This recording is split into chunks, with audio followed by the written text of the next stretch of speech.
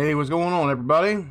Welcome back to another episode of the Cinemacast podcast. You're watching it right here on our channel, Arrow Entertainment. Be sure you hit that like and subscribe button down below if you do enjoy our movie reviews here. And links to all of our other streaming platforms and social media accounts are down below in the description section below. If you're on any of those and you would like to support us, click the links today. Follow us on any of those. Also, join our Discord for updates and such. So, break out the Christmas lights, bust out the eggnog. You'll crack up this season, this holiday season. Today's feature is, of course, the now Christmas classic, the acclaimed Christmas classic, National Lampoon's Christmas Vacation, or everybody calls it for short Christmas Vacation, the 1989 American Christmas comedy. And it's also the third installment in National Lampoon's Magazine's Vacation film series. Now, this movie was written by and produced by John Hughes. And John Hughes, in the 1980s, even in most of the 90s also, John Hughes, he's had a slew of comedy hits, some of which, weren't that appealing to certain audiences and critics. But John Hughes, he's definitely made a staple in cinema for about 20 plus years. And we recently did a couple of films, actually, one or two films actually, for the Thanksgiving season that John Hughes was part of. And one of them was Planes, Trains, and Automobiles. And I hope you all enjoyed that movie. I hope you all enjoyed that review. That is a true Thanksgiving classic. Steve Martin and John Candy. You can't get any better than Planes, Trains, and Automobiles. Now, this holiday season, with Christmas, everybody has their traditional Christmas movie that they go to. And one of them, anybody will definitely label out, growing up, will most probably be A Christmas Story. Christmas Story, directed by Bob Clark. And as you guys seen our last review on Black Christmas, which was also a Bob Clark classic, a slasher Christmas movie, which came out almost about a decade before Christmas Story.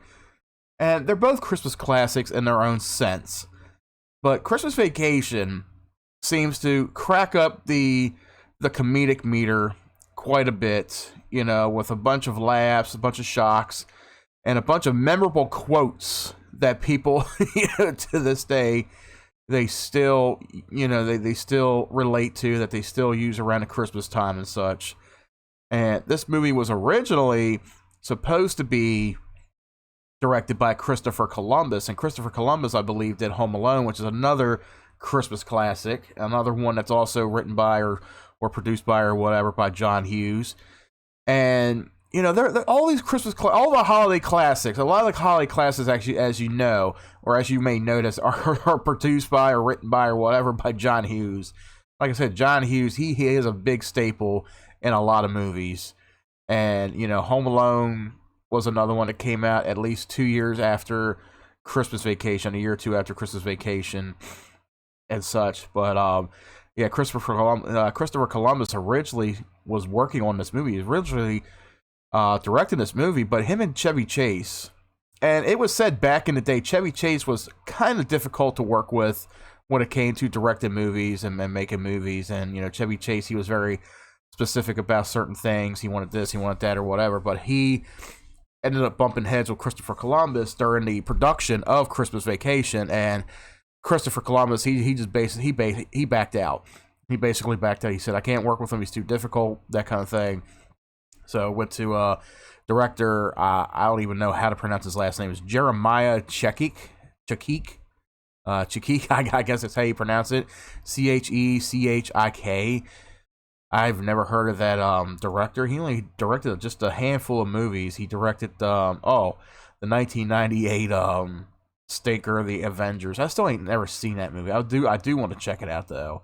He directed The Avengers, Diabolic, Benny and June, and of course, Christmas Vacation, I believe, was his first film to direct. And he did a really good job with it though. even though the reception, like on Rotten Tomatoes, they give it a 70% out of 100. But like I always say in these reviews, how I feel about Rotten Tomatoes and their when it comes to their their analytics when it comes to a movie. But the 70% of 54 film critics gave it a positive review. The site's consensus reads, while Christmas Vacation may not be the most disciplined comedy, it's got enough laughs and good cheer to make it a solid seasonal treat. Another review aggregation website, Metacritic, of course, gave it a 49 out of 100, indicating mixed or average reviews. I mean, I really don't see why. Even, let's see, Roger Ebert gave it like a 2 out of 4 stars. Like, come on. Roger Ebert at the time, Siskel and Ebert, when they were, he said, the movie is curious and how close it comes to delivering on its material. Sequence after sequence seems to contain all the necessary material to be well on the way toward a payoff, and then somehow doesn't work. I mean, for a lot of people, this movie, it comes off as like, okay, it's a true classic. You don't even really pay attention to certain detail the way critics do. Critics, they pay attention to every scene, every mundane detail when it comes to a movie, especially like critics like Siskel and Ebert, to give it a review like that. It's like, it's got the laughs, everything's there, but then like the big payoff in the end, it's like, it falls short. But, they had to end the movie in some miraculous way, but kind of turning around a little bit to make it a little bit more cheery, because it's like you got these big solid laughs, you got these big solid, okay, what the hell is going to happen next? It's like one thing right after another, and then of course the payoff in the end. It's almost like the peak of the movie is the big thing at the end. If you haven't seen Christmas Vacation, you're living on a rock. You guys need to check it out for the holiday season. Like like I said, the big peak of the end. And before I get into it, there's spoilers. There's going to be spoilers, but I'm not gonna go too much into like the synopsis of the film, because more likely you guys have seen it already. So, but you got to figure like the peak of the movie is basically the cops being brought in, and just basically destroying the whole Griswold house. It's like it's not like it's already been destroyed. You had a Rottweiler dog, chasing the squirrel around the house, knocking shit over, breaking stuff and all. And then you got Uncle Lewis, who is, oh God, who was he played by? He was a brilliant actor in the 70s, growing up. William Hickey. Yeah, William Hickey. He was a phenomenal actor. You got William Hickey, who plays Uncle Lewis in the movie. He ends up setting a tree afire.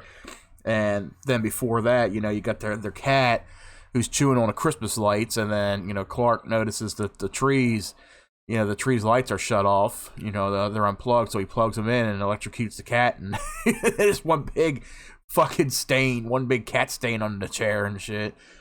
So it's like everything is just like a big lead up to something. And then the monumental thing is the cops, raiding the house. And then everything just kind of comes straight down, within the last 5 minutes of the movie.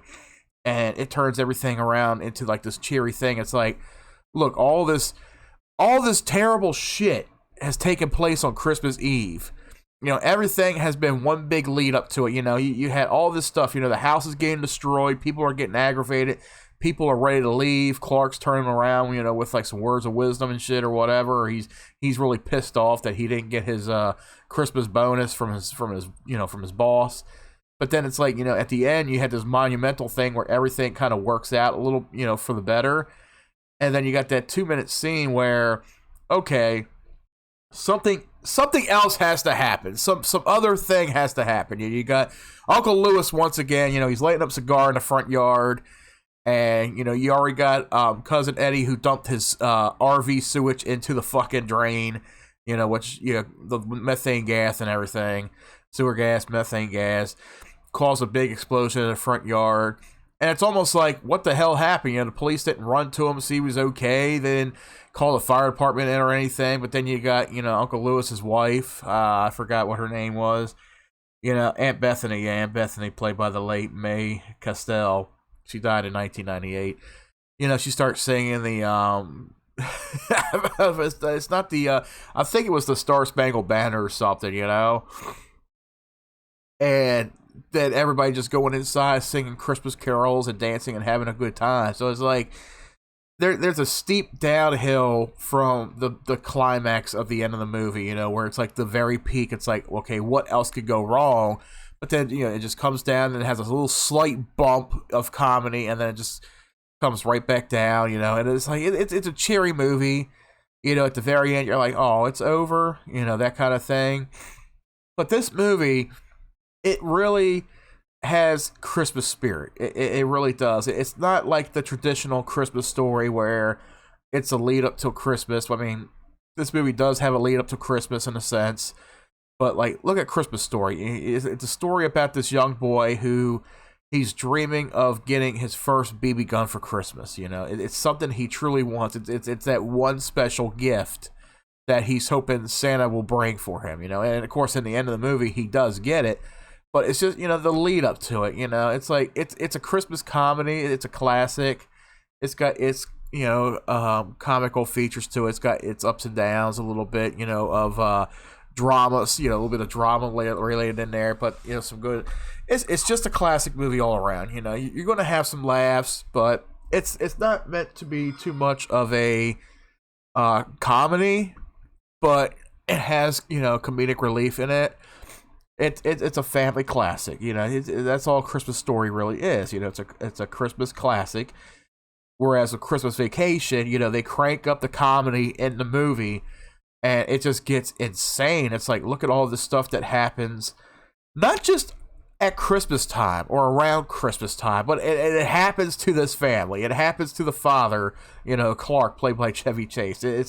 It's all these antics that happen, and Chevy Chase, he was a heck of a comedian back in the 80s. He had a slew of movies that were decent, like Fletch, Vacation, and such. But then there was movies like in the 90s, his comedic career was kind of going down the hill, because of the roles that he acquired, and they weren't too well. Like, I like some of them. I feel like they grown on me like cult classics, like Nothing But Trouble and Memoirs of an Invisible Man. But Chevy Chase, he's just one of those actors. He come fresh out of Saturday Night Live, just like Steve Martin and all them.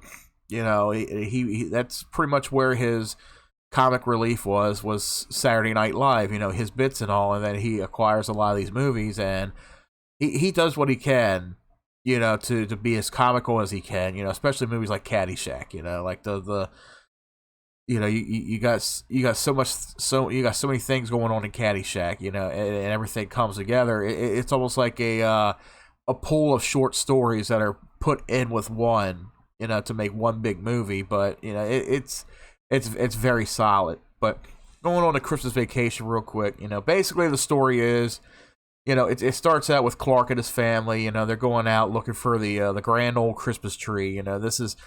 He's an old-fashioned guy, To him, Christmas is a tradition. He tries to keep up with the tradition, and that's how I am. Like every holiday season, whether it's Christmas, Thanksgiving, Halloween, I'm traditional in a sense, Like, I would love to spend time with the kids and just sit around watching Christmas movies, Christmas cartoons, or putting up the tree, putting up decorations, just spending time with family. That's how I am when it comes to tradition. When you grow up and you like to carry that tradition on with your kids, basically almost kind of how like you remember it growing up. And that's how, Chevy Chase's character Clark Griswold in this movie is. He tries to keep up with the tradition. He doesn't want a pre-lit Christmas tree. He doesn't want a fake Christmas tree. He wants a real Christmas tree. That's the kind of things he wants. He takes his kids out in the middle of nowhere to cut down. Well, they didn't cut down. They just uprooted the fucking tree and took it home. And then, he pretty much trimmed it up, and took it inside and stuff, But that's the kind of guy he is. He wants everything to be as traditional as possible, because back in the 50s or 60s or whatever, I guess that's what people did. They went to Christmas tree lots to pick out the tree. Nobody had I guess fake trees were kind of a thing. They were starting to be a thing back then. but people, you know, they all galled on the idea of having a fake tree in your living room. You know, and people, they look down on it. It's like, nah, we want a real tree. We want real tradition, you know, and that's where it starts out at. You know, they go out in the wilderness, they find their classic Christmas tree, they bring it home, they trim it up, and then, of course, you find out, like, okay, the next day, you got the in-laws that are coming. You know, you got Clark's family coming, you got Ellen's family coming, you know. They're all coming to stay for the holidays, you know. They're trying to make room in a house for, okay, who's going to sleep with who's going to sleep where. You know, that's a comedy situation within itself. And then you got the next 20 or so minutes of the movie where Clark is decorating the house all within a day, you know, putting all these lights on the on the roof, set up all this stuff, and it's like, what could go wrong? You know, he almost falls off the roof, you know, he ends up breaking the neighbor's window, you know. By the way, the neighbors, you know, who's played by Juliette Lewis, and I forgot who plays her husband. But, you know, you got the snobby neighbors. You know, they really hate, you know, the Clark Griswold, you know, for his antics. But Clark, it's almost like he purposely gets on their nerves, and he knows he does, and he loves it.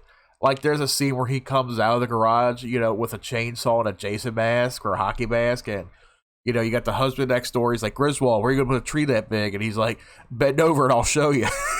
And he's like, you got a lot of nerve talking to me like that. And he's like, I wasn't talking to you. So, you know, it's like, he hates the name. They hate each other. They can't stand with each other. They can't stand each other. But Clark, you know, he's got that sarcastic humor, you know, and he's going to do or say anything that could get under somebody's skin. And it really works out. And I think that's the kind of critique, or the kind of character that I would resonate with, especially like when you got neighbors that are all up in your business and they don't like what you do and shit. So I'm like, you know what? I don't give a shit what the neighbors think. If they say anything, I want to say something right back to them. I'm not going to be fucking nice and be like, oh, I'm sorry, I offended you. Like, no, I'm going to be as offensive as I possibly can. You know, but, you know, Clark, he spends the entire day outside. You know, he's putting Christmas ornaments up. He's putting Christmas lights and decorations. And then, of course, you got that one moment where the lights ain't working and he's getting pissed off and he starts beating the shit out of the fucking front yard decorations until Ellen figures out, oh, wait, I know. And she goes into the fucking utility room and he's got everything plugged in the utility room, and that's where the Christmas lights kick on, you know? But then out of fucking nowhere, here comes Cousin Eddie and his family in their RV. They're living out of the RV, you know, with all their kids and all.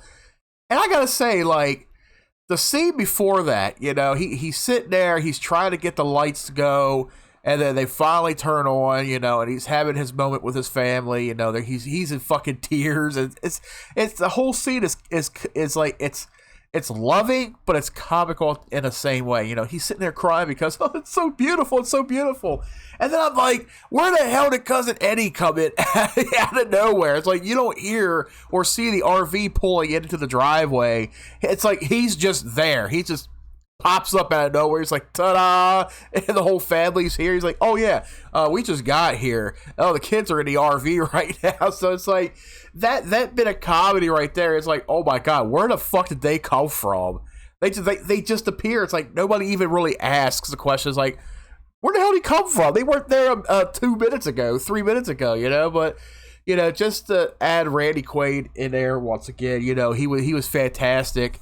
Even if it was just like a 20-minute scene in Vacation, you know, just to bring his character back, you know, for an even more comical role. So he spent the holidays with them, of course.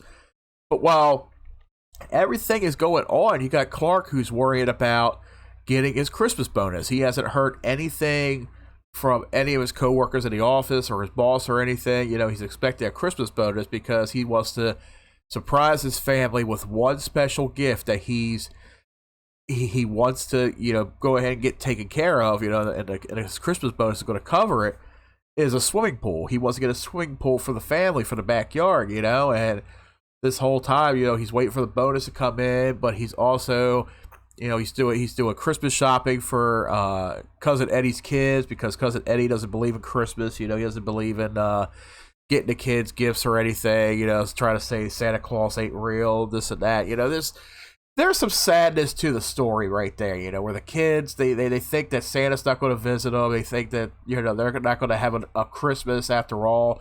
But Clark turns everything around for him. He promises, you know, there's going to be gifts. I know Santa Claus. Trust me, Santa's going to come and visit you on Christmas Eve, you know. So there is some heart to it when it comes to, you know, a certain scene, you know, where the young girl Ruby Sue is speaking with Clark in the kitchen. You know, it's a somewhat of a touching scene. It's got a little bit of comedy to it, you know, a little comic relief, but, you know, it's like there's scenes with the kids that are kind of touching, you know, within the moment, you know. But other than that, you know, the movie is just, it's very comical, you know. Everything just starts to happen within next couple of days, you know. The sled scene, you know, where he's got this little sea sled and he puts his product that he's been working on at his job, and it's kind of like Crisco or some shit, and he ends up bolting down the hill at 200 miles an hour shit and ends up in the Walmart parking lot. So there's so many memorable scenes in this movie that you could pick out and that are your favorite scenes, or you could place, you know, like with the plot and everything, with how good everything is. But like I already said earlier, you know, Christmas Eve hits, everything starts going on, everything starts to happen and shit. And then it leads up to like the big breaking point where the police end up raiding the house. But then everything, it just starts to go downhill, and it starts to be a little bit more cheery and a little bit more calmer. But then, of course, you know, you got the end of the movie where after everything happens, you know, the family, the SWAT team, his boss, Mr. Shirley, and his wife, they all go inside, they celebrate, you know, while Clark and Ellen share a Christmas kiss outside. And then Ellen goes inside, leaving Clark and Snots the dog out there. And you can see in Clark's face as the movie fades out, you know, he's standing there satisfied that he was able to provide a great Christmas for his family after all.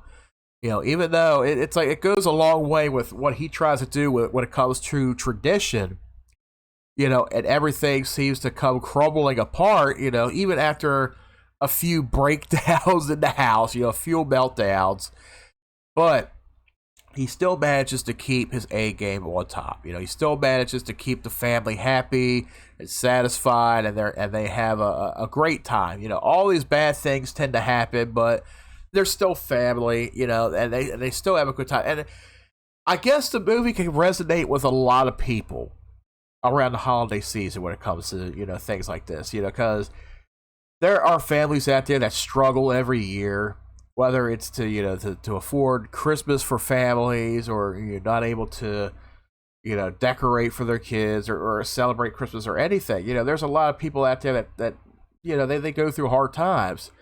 And I think this movie is a reflection of that, where it's like, you got to realize, okay, no matter how hard the times are, no matter what dysfunction that your family may go through, or how dysfunctional the holiday can be for you, you can have one thing right after another happen, you know, in a terrible sense. But still, you know, it's a holiday season, it's a cheery season, you're making it through it.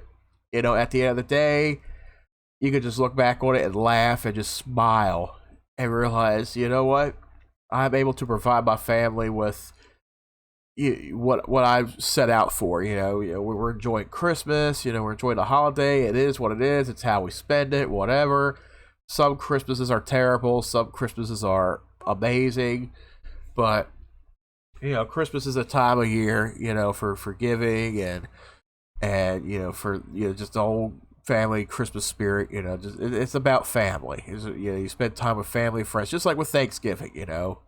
And that's how Christmas is. You know, it brings families together, brings friends together. It's such a soothing holiday altogether. So the movie, you know, like you got some Christmas classics that play in there. You know, this is truly a Christmas movie. You know, this movie has Christmas written all over it. Yes, it's part of the Vacation film franchise. You know, the first one you had them going across country to a theme park in California. The second one, you see them go to Europe. They went a trip to Europe. Vegas Vacation, they go out to Vegas. That was like the peak point where it's like, Vegas Vacation wasn't that great. It was something, but I think that's where it failed right there. But I think where the film, I think where the franchise, it really peaked at the first one, but then the third one was another, a slight notch, in the film franchise. That was this is just another good movie in the film franchise.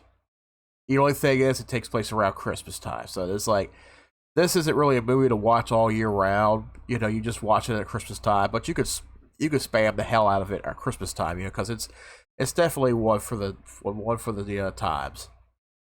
Now, one big thing about these vacation movies, and it's an ongoing joke.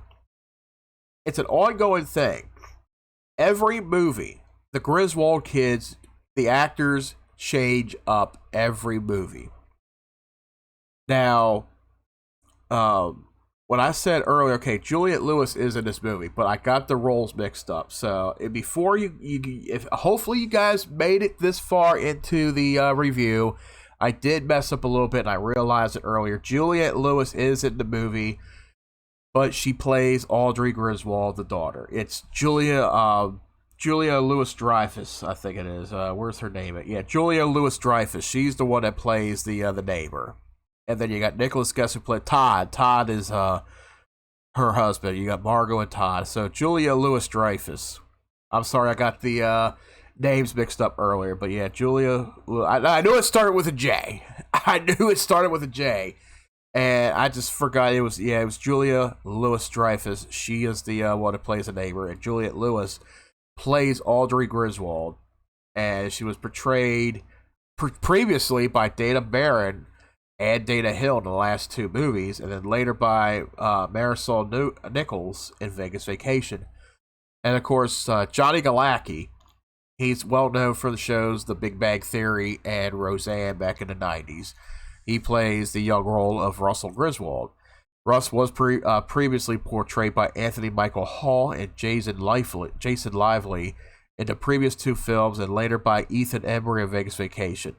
Notably, this is the only film in which Rusty and Audrey are not the same age, hence Lewis being taller than Galecki. So they made him, even though Johnny Galecki, he may have been pretty young back then, but if I look at his Wikipedia, okay, he's 48. He was born in 75. So when Christmas Vacation came out, Johnny Galecki, he was only 14. He was only like 13 or 14. So that was when he started that role. Now, there was a sense of why the Griswold kids changed up every movie, why they were all different actors.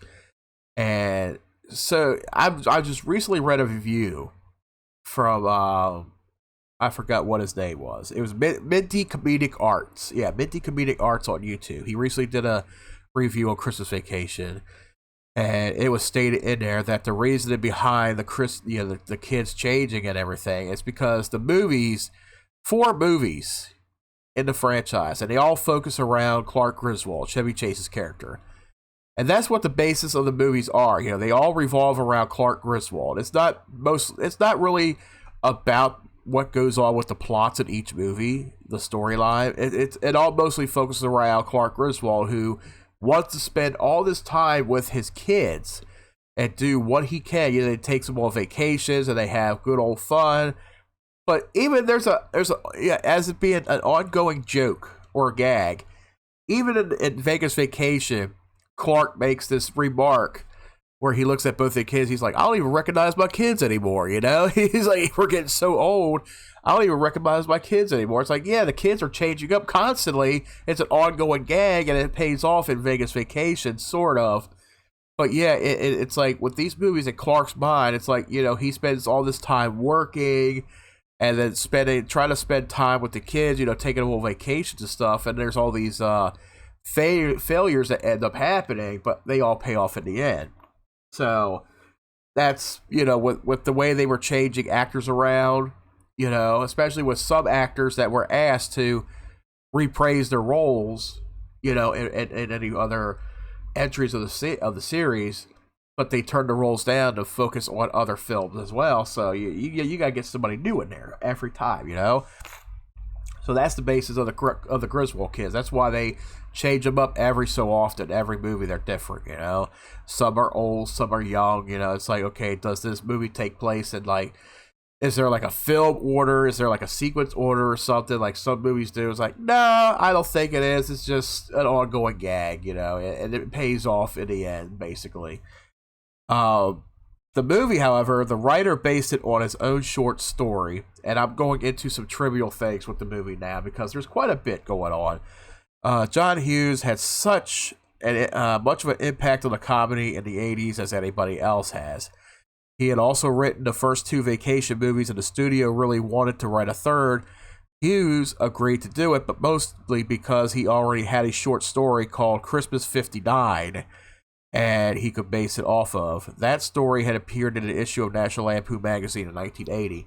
So, also, these movies, they're also based off of short stories from the National Lampoon magazine that he based them off, like Christmas 58, Vacation 58, I'm sorry, Christmas 59. I'm not too sure where European Vacation fits in there, but yeah, they're based off of short stories from an old magazine. The first director that dropped out, as I stated earlier, Chris Columbus, he was the first director attached to the film. However, before shooting commenced, he dropped off the project because he found Chevy Chase was impossible to work with. Not coincidentally, part of the reason Hughes was reluctant to write a third film in the series is that he felt the movies were becoming all about Chevy Chase and less about the story, which I guess it does make sense because, you know, Chevy Chase was the main actor of all these movies. The story was mostly revolving around Clark Griswold, and Chevy Chase, you know, he was trying to be, you know, so up and coming in the 1980s with a lot of these roles, and it's almost starting to like, okay, Chevy Chase is consuming the movie more than the movie is consuming him or his character, basically. Hughes also did Columbus a solid, too. Perhaps feeling bad for Columbus being subjected to Chevy Chase, Hughes offers Columbus the chance to direct 1 or 2 scripts that he had sitting around.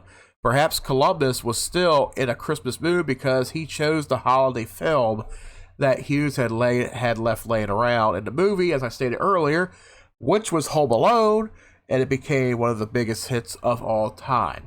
So even though Christopher Columbus dropped off of doing Christmas Vacation, which turned into a Christmas cult classic, he instead ended up working on Home Alone, which came out a year or 2 later, and it was another fantastic movie for years to come.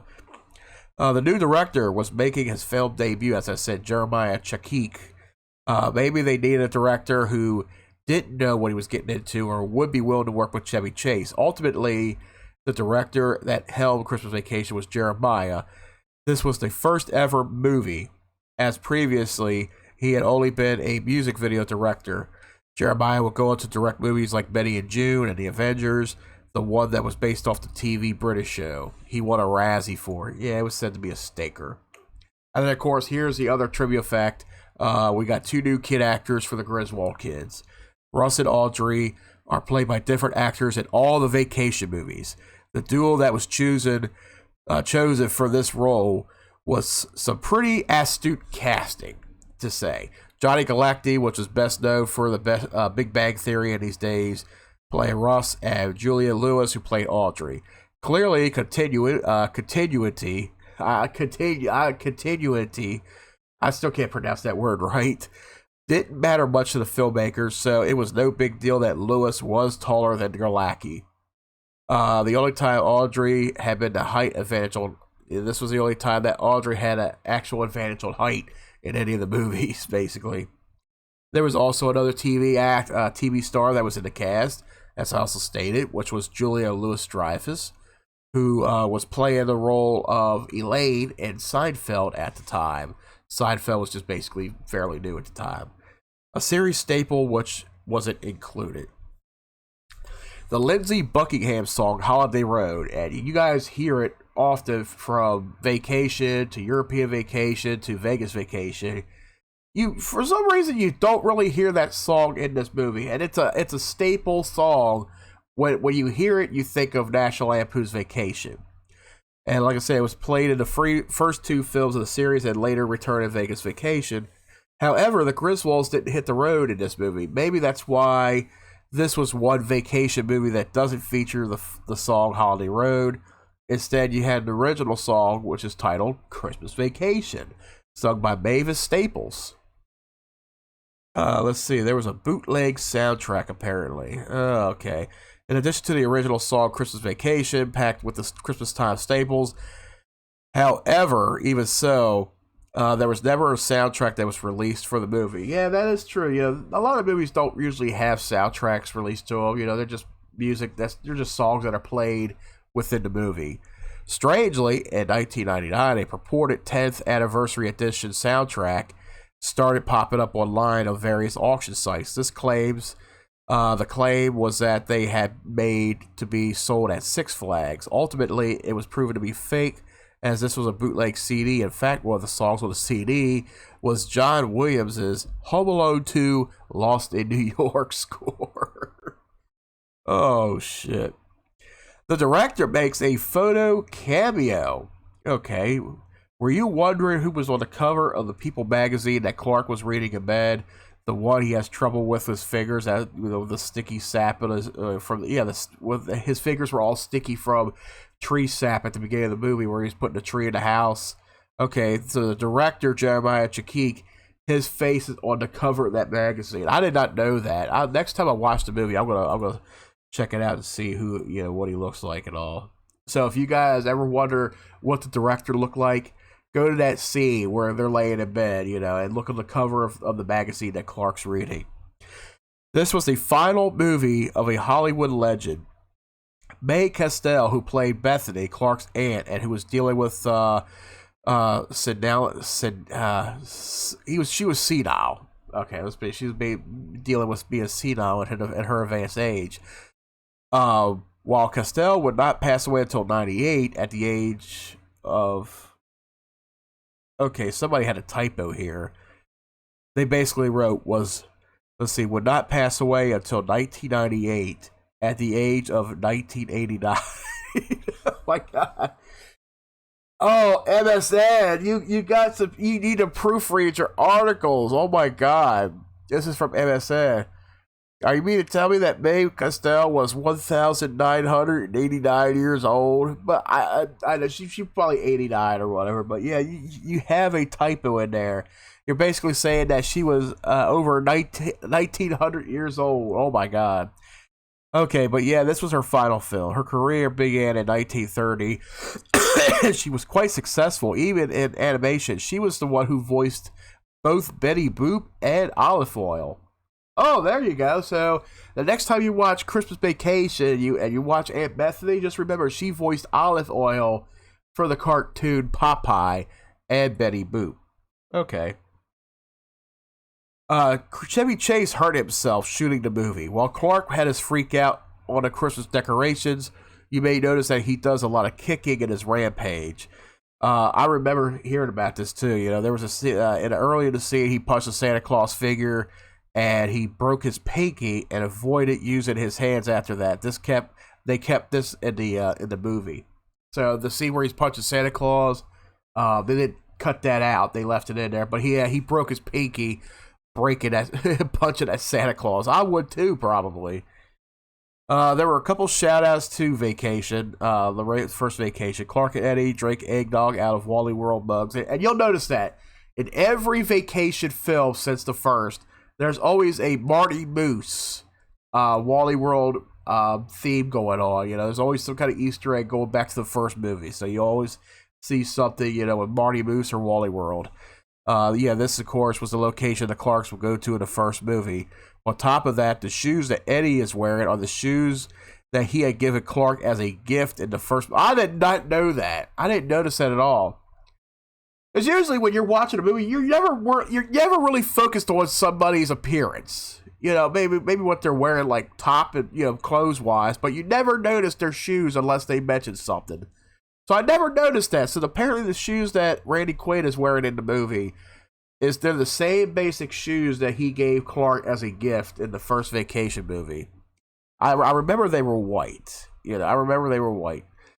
This was somewhat or something of a Saturday Night Live reunion. Because you had different appearances from different people who appeared on Saturday Night Live, which include Chevy Chase, Julia Louis-Dreyfus, Randy Quaid apparently was on Saturday Night Live a time or so, and even Brian Doyle Murray, who was Bill Murray's brother, he was also on there as well too. You know what is missing from the movie Christmas? I don't know. I feel like this is very much a Christmassy movie. Nobody's debating whether or not Christmas Vacation is a Christmas movie. It's not a Die Hard or Gremlins. The movie is awash in Christmas signifiers. Signifiers. Okay, signifiers. That being said, the movie does not feature a Christmas Day at all. The film ends on Christmas Eve. That is true. That is true. Everything leads up to Christmas, but it ends on Christmas Eve. I would have loved to have like maybe an extra 10 minutes, where they wake up Christmas Day, and everything's all cheery and they're opening gifts and having breakfast or something. And then maybe like one more antic, before everybody goes home. But yeah, that is true. While this is a Christmas movie, it doesn't. There's not even a Christmas Day for it. That is sad to say too. Okay, it only took a couple weeks, but it became the #1 movie in America. Christmas Vacation debuted at #2 in the box office, which was not bad, but also, to be fair, it was going up against Back to the Future Part 2. Oh, shit, yeah, that's right, that movie did come out in 89. That movie had come out a couple weeks earlier, though, but it didn't have the same holiday legs as Christmas Vacation did. In its third week in theaters, Christmas Vacation became #1 in America, which held on to it next week as well. Then Christmas Vacation was in the past, and it was lost its legs. Yep, so it stayed #1 for 2 weeks, and then it was like, yep. It beat its predecessors at the box office, however. Yeah, Christmas Vacation made $73.3 million on a $25 million budget. This was more than in either of the first two movies, as well as the largely reviled follow-up Vegas Vacation. It would only be the top movie in the series until the 2015 reboot Vegas Vacation. Yeah, it's just titled Vacation, which made it $107.2 million. We don't know who wins, but we don't know who wins when you take the inflation into account, though.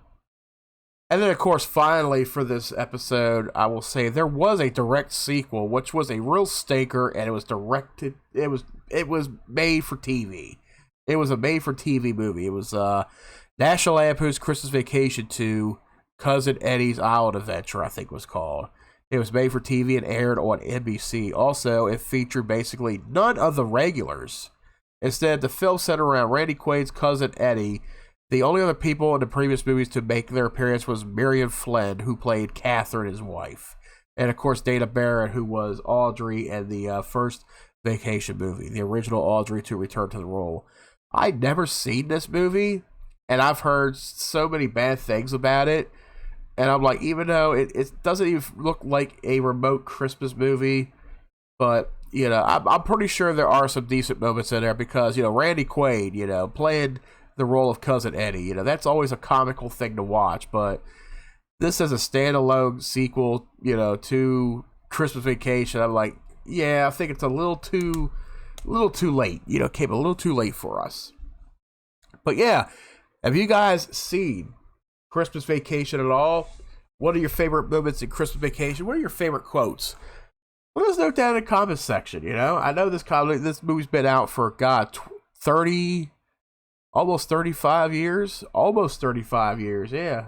The movie's almost 35 years old. Came out in 1989, so next year make the 35th anniversary for this movie. God, we are so old. I am so old. God, I remember watching this movie on VHS back in the early 90s. 92, 93, oh my God.